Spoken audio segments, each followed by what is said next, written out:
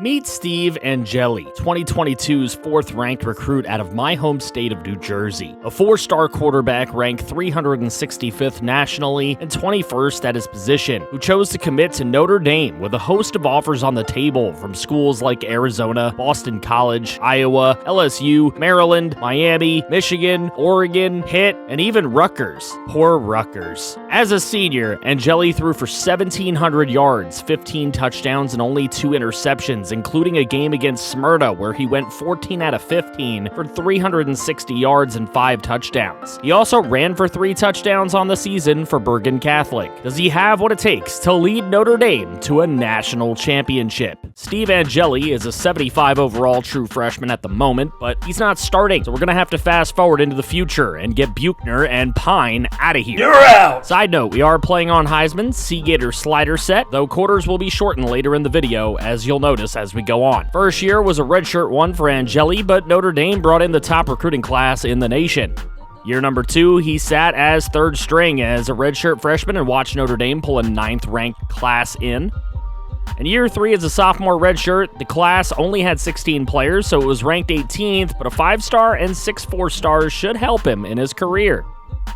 Angeli was finally ready to take the helm as a redshirt junior at 93 overall. This was no lollipop schedule either. He was going to have to earn wins against ranked teams like Penn State, Syracuse, Georgia Tech, Oregon, and the rivals USC. His first career start was a road game at App State, and his first touchdown as a starter came via the ground as he saw no one open and took it in himself.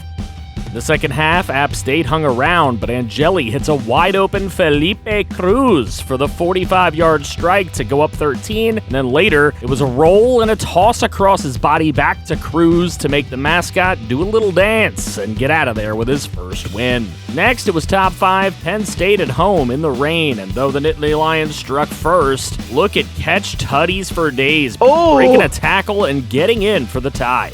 Next Irish possession, Angeli with great chemistry getting Luke Hall to go deep on a broken play as he then breaks tackles and scores from 58 yards out as Angeli starts the game 10 for 10. Just before half, it's Angeli finding for days again, and again he slips into the end zone for 6 points. Hey, Twitch followers, name some of these recruits, okay? Follow my Twitch, link in the description. With the game on the line, the read option yields the touchdown that puts Penn State away, and the Irish go to 2-0. Next, it's a top 10 showdown with Syracuse at MetLife Stadium, and yes, I know the end zones are messed up in all my neutral site games. I'm sorry, it's some issue I have not figured out yet on my PC. But anyway, it's Angeli hitting Stevens in the end zone for a tutty to go up 10 early on. In the second, Angeli hits Luke Hall deep down the middle as he falls in the end zone to keep the Irish out in front, and right away, second half, Tutties for Days gets wide open in the end zone and makes his absolutely nutty catch right here to extend the Notre Dame lead.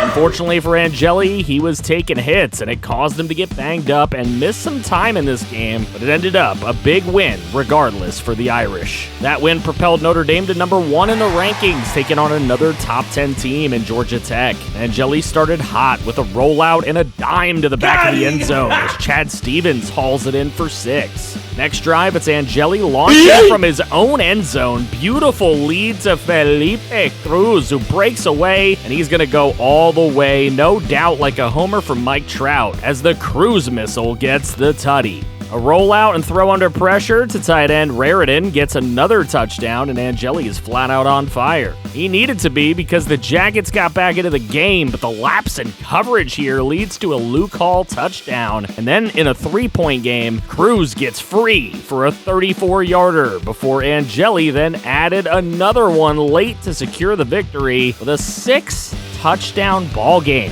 In a game hosting Pitt, Angeli started the game with a bob and weave rushing score, and that's a little different for him. And then another rushing score in the second had the Irish up 17. Pitt tried to make it a game, but Angeli's escapability allowed him to connect with catch tutties for days to ensure another dub for the Irish. The next game at Boston College would change the course of the season. In a game with both teams wearing white, I know, that's excellent. The fullback limp wrist fumbles immediately, and that is a bad start. Angeli then picks his team up, though, with a bomb to catch tutties for days for 50 yards and a touchdown. But down 20-7, Angeli yeets another pass deep, and he takes a nasty hit en route to a 56-yard score from Luke Hall. But that hit would take Angeli out for the rest of the season. Boston College would hold on and win the game. The dreams of a perfect season were over.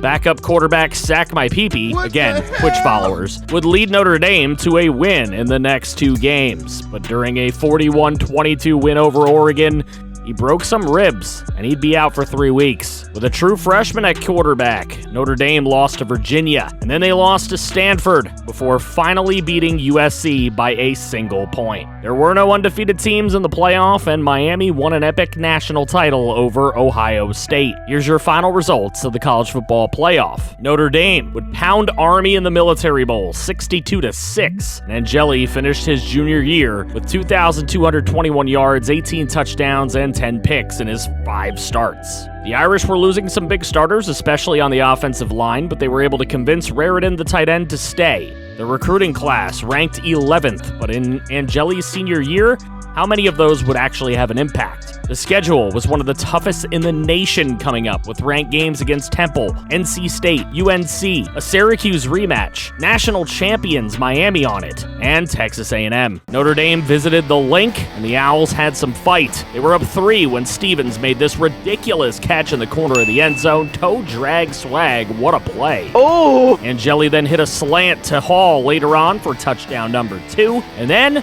the heave to Felipe Cruz downfield goes all the way for a 76-yard score. Felipe's so fast, he'll leave your defense gassed. After that, why not one to tutties for days to cap off the road win and get to 1-0? Next was a home game against Iowa that should have been a cakewalk. It wasn't. Angeli, already down 3, makes a horrible decision to throw into a pile. He's picked, and Iowa would go up 10 until Angeli gets the short touchdown throw to Felipe Cruz at the end of the first half. Devo had a chance to get the game winner. He launched it into the end zone, and Carter of Iowa just shuts the door down with an interception as Iowa upsets Notre Dame. At number 19 now, the road was tough, but not impossible, and Angeli started with the early touchdown to catch tutties for days against Northwestern in the rain. In a drive nearing halftime, he took a nasty hit getting the ball away to Hall. He was done for the day. My Peepee was able to come in and seal the victory over the Cats anyway to get to 2-1. On the road against number 6 NC State, Angeli scrambled left, and he was hit hard, fumbling the ball and getting hurt on the play. My Peepee had to come in. He hit Merriweather for a 47-yard touchdown. And then late game, Angeli gets the score to Stevens, followed by the right read on the read option for the 2-point conversion. And that got the Irish into overtime, where he was able to find Stevens yet again to pull out a huge come-from-behind upset win over the number 6 team in the nation. Military Bowl rematch hosting Army, and with a huge win in that game, one was expected here. Angeli found Felipe Cruz early, and then scrambling, and he took one in himself before finding Merriweather later on over the middle, and then Cruz again for good measure in a big win where he had 4 total touchdowns. The Irish were back in the top 10, and they were hosting 15th-ranked UNC. Early, it's a tight squeeze, Angeli to Cruz for 6 points. In the second quarter, a well-drawn-up play for tight end Eli Raritan, who skipped the draft to come back, and then things got wild from there. Angeli scrambles, and on a broken play, he gets Merriweather for a 39-yard touchdown strike. With under 2.5 to go in the game, it's a nuke to Luke Hall for a 32-yarder. UNC then scores again, and with 1:04, it's Angeli to Chad Stevens for 46 and a tutty. UNC threatening again, and under 30 seconds, it's Hall again this time for 39 yards, as Angeli drops 6 touchdowns on him for the win. On the road against 16th-ranked Syracuse, Angeli's got the game's first score with a 7-yard run and a dive into the end zone. After that, it's a short pass to Merriweather as he does all the work for the 19-yard touchdown score. Another Angeli throw, this one to a running back, Payne, for 6 points. And then a wide open one to Tutties again, made it a rout as Angeli did not even play the fourth quarter, and Notre Dame took it 56-0 on the road. But maybe it was a hangover, because in the game hosting the rival Trojans, Angeli was having a nightmare game with 5 interceptions. But despite that, he brought the Irish back with a long touchdown to Felipe Cruz to tie the game and take it into overtime, where he'd go for it all, and Merriweather couldn't make the play as it's intercepted. Angeli then loses in heartbreak fashion, and that 6th pick of the game made it seem like there was no hope remaining for the season.